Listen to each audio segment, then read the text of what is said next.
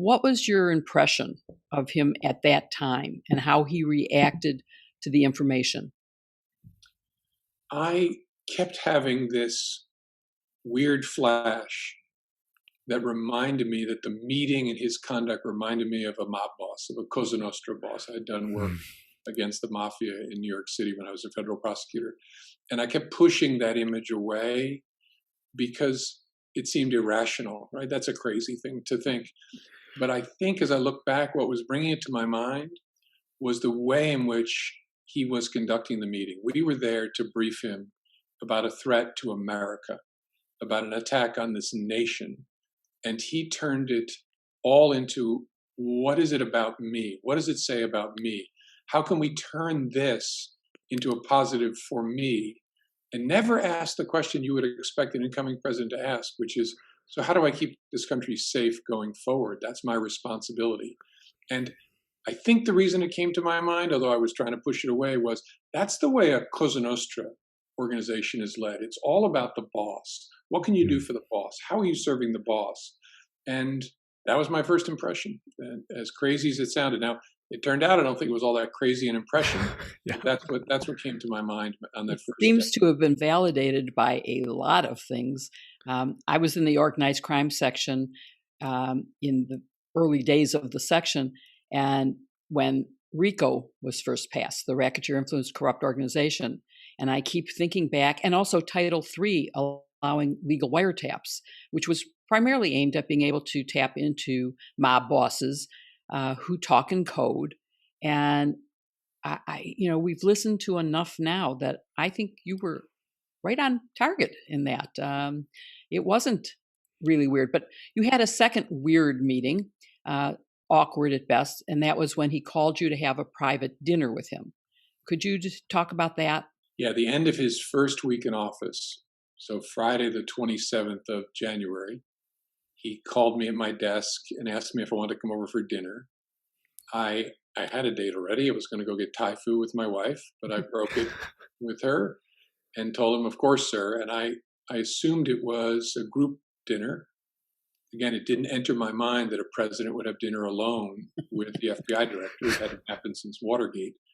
And I assumed when I got there, I would see colleagues from the other parts of the intelligence community. And it made sense for a new president to get to know the leadership team.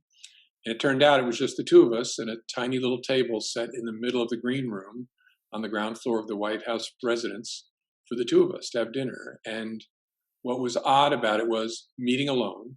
And second, that he began it with this false premise that we hadn't already spoken a number of times, including at that January 6th, Right. the first time I met him, and had him tell me what an awesome job I was doing. He hoped I was staying. He began this dinner by asking me what I wanted to do. So it was clear that my job was on the menu and he wanted something in exchange for that.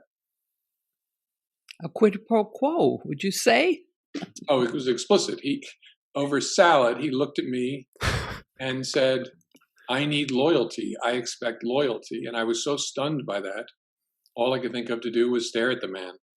And imagine this, across the table, you're 3 feet from the President of the United States. And I just kept my eyes open. And don't blink, I said to myself. I just stared at him for 1 beat, 2 beats, 3 beats. And then he looked down at the salad. And we moved on, but he noticed, obviously, that I hadn't answered.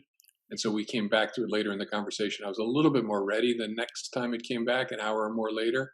But this dinner was about him extracting a pledge from me that I wasn't on the team of the United States of America. I wasn't representing an institution of justice. I was going to be on his team. I was going to be his FBI director, and I wouldn't give him that. And at that moment, I was doomed. I couldn't quite see it, but I was a dead man walking at that point. Well, it seems like he wanted and got, for example, at the Department of Justice, an attorney general who did agree to be his lawyer instead of the people's lawyer.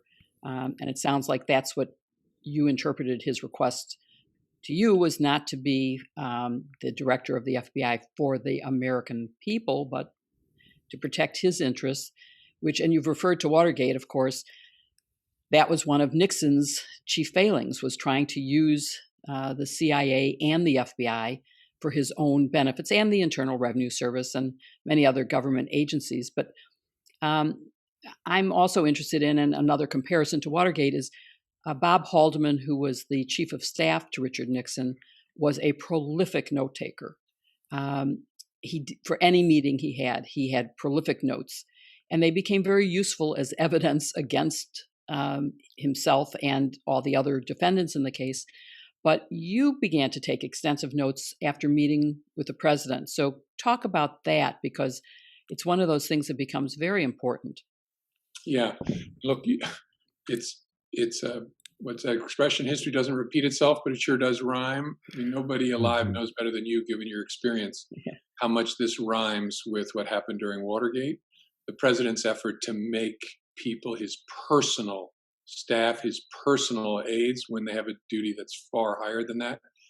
And because I felt that I was in the presence of someone who couldn't be trusted, talking about things that touched the FBI, that touched me personally, for the first time in my career, I started doing memos after my encounters with a senior leader. I was not a note taker in my experience and had a pretty good memory, but I thought, it's going to be important to have this written down with this guy, because he'll lie about what happened here. And he has since raised the prospect that there were tapes. And I said, what I still believe, Lordy, I hope there are tapes. It would be great if there were tapes of our conversations, because I know what would be on those tapes. I walked out of those meetings and I wrote down in detail as much as I could remember about our conversations. And just to make the dinner more stressful, I'm trying to avoid the president trapping me into offering something I shouldn't be offering. I'm trying to protect the FBI. And I'm trying to remember every word he's saying so that I can write it down afterwards. Turned out that was a prudent thing to do, and protected me, and I think protected the FBI. Your comment about Lordy, I hope there are tapes. John Dean was in our offices on the day that Alexander Butterfield testified that there were tapes. And there was jubilation and relief from him, because up until that point, it was his word against the president. And let's face it, the president gets the benefit of the doubt because he's the president. And of course, you were the director of the FBI. John Dean was a preppy, 35, 40-year-old at the time, consul to the president.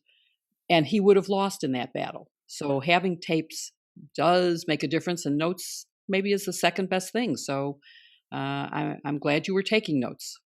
And I still don't know the answer to the question about whether there are tapes. I mean, Trump has said that he didn't, but do you believe that?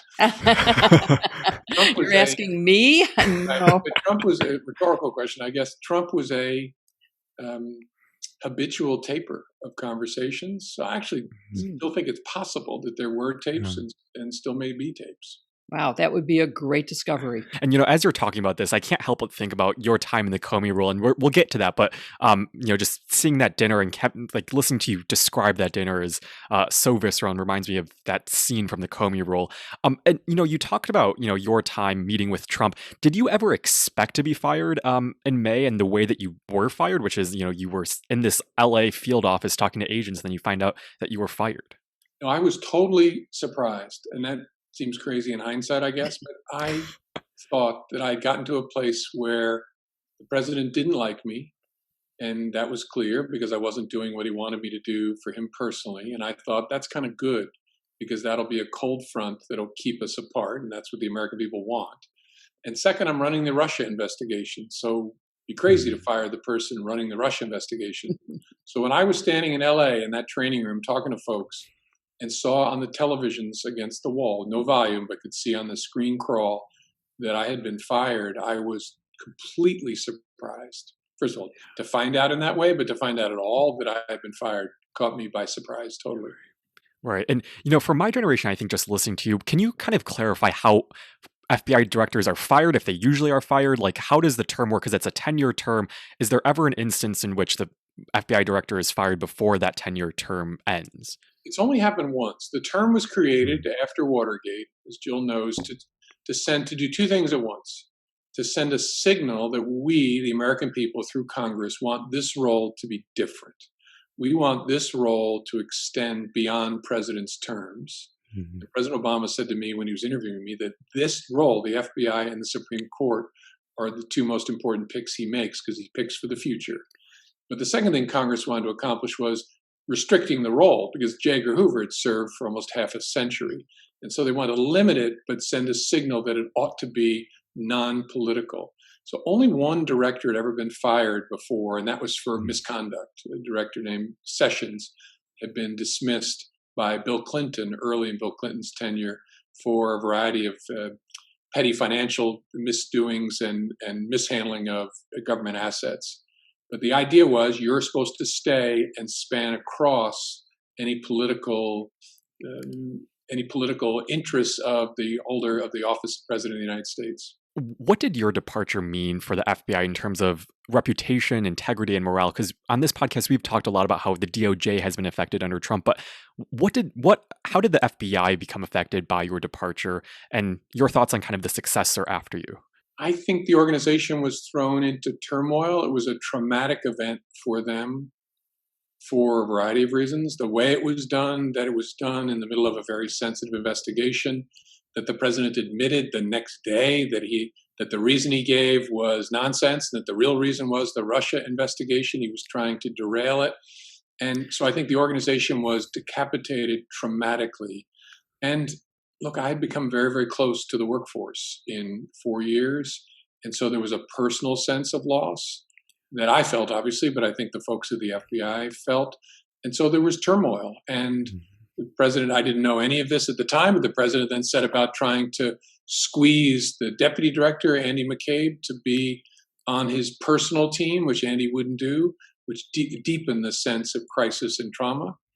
I think the FBI found a bit of calmer waters when a new director was chosen, Christopher Wray, who used to work for me at the Department of Justice and is a really fine person. But the president continued to take a flamethrower to the institution, aided and abetted, as Jill said, when he found an attorney general who would act like his personal lawyer, because they saw the FBI as a threat. The FBI does not care about somebody's politics. The FBI wants to find the facts. And if you're Donald Trump, the facts are a dangerous thing. And so the new director made a decision. Again, I haven't talked to him about this, but this is my guess, to try to keep his head down so the institution wouldn't be decapitated again.